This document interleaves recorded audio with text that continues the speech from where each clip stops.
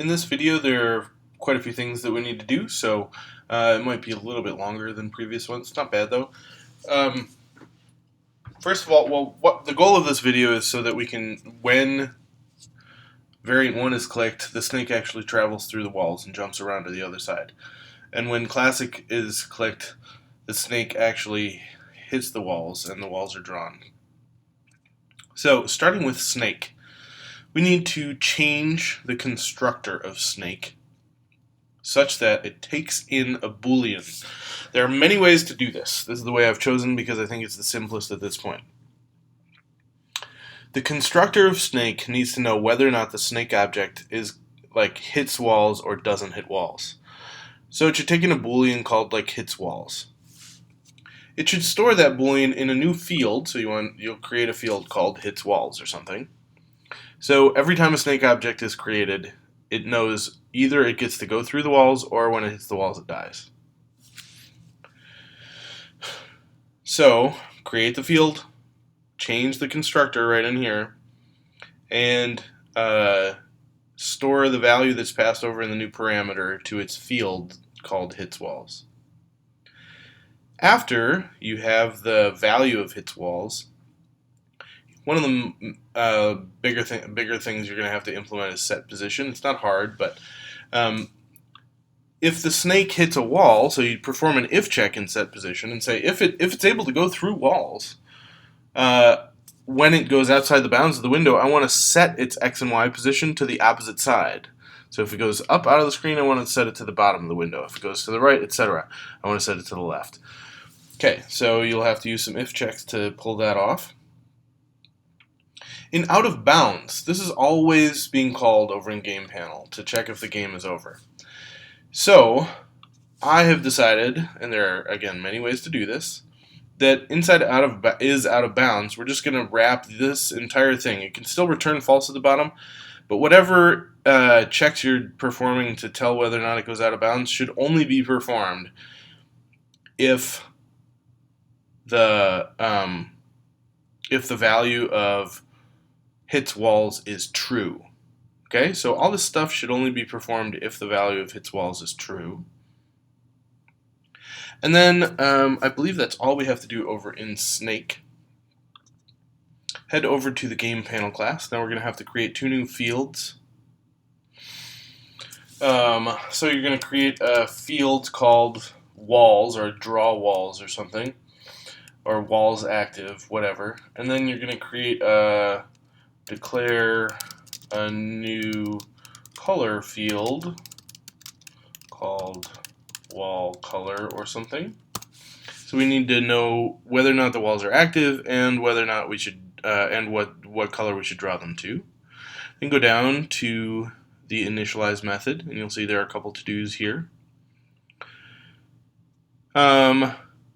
So number one, you just want to initialize the value of walls to false. I think it just looks funny if they're drawn at first.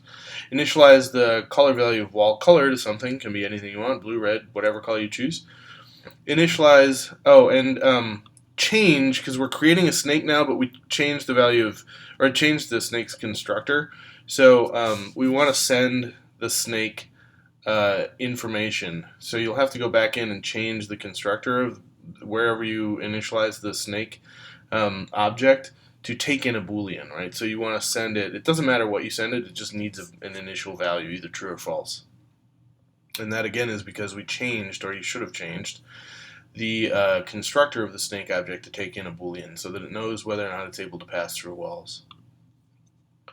Then we need to head down into the draw walls method. So you can use the outline to jump around if you'd like, or you can scroll down, obviously. And inside draw walls, now we're going to do a few things.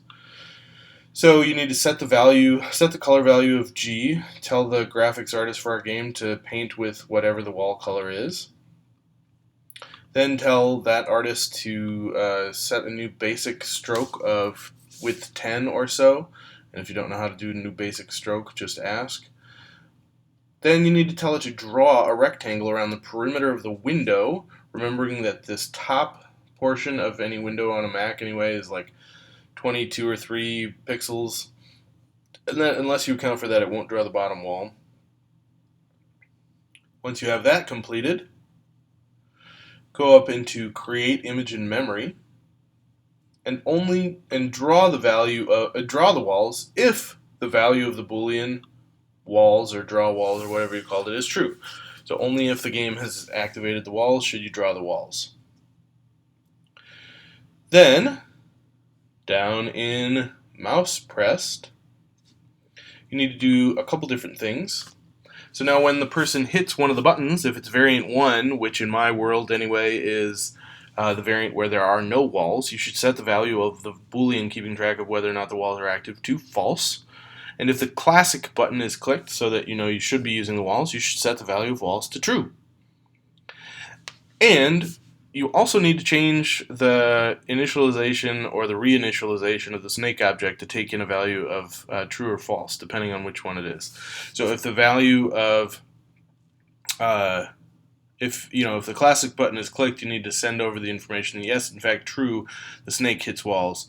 Or if the variant 1 button is selected, you should pass over the value of like the snake does not hit walls. And once you have all those things done, you should have basically this, which is, I think, a complete game more or less. So variant 1, you see the snake will actually go up and through the walls, but it can still die by hitting its tail, which I have to hit this thing a couple times.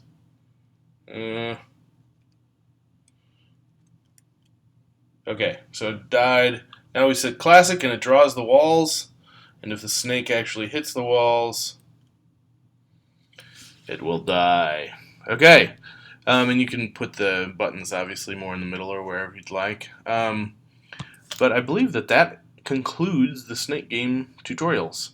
Obviously, you could go on, if you finish this early, and add images so that the snake has like the head of whoever you think, a Bob Ross head, and you could make the snake fire rockets at the goal object. You could have sound effects if you went back to the brick breaker thing. I mean, you could make this into a pretty full-fledged kind of silly game. I mean, you could have an explosion of objects drop down when the goal object is hit. You can do all kinds of stuff. Anyway, but I believe this is the end of the required project. All right.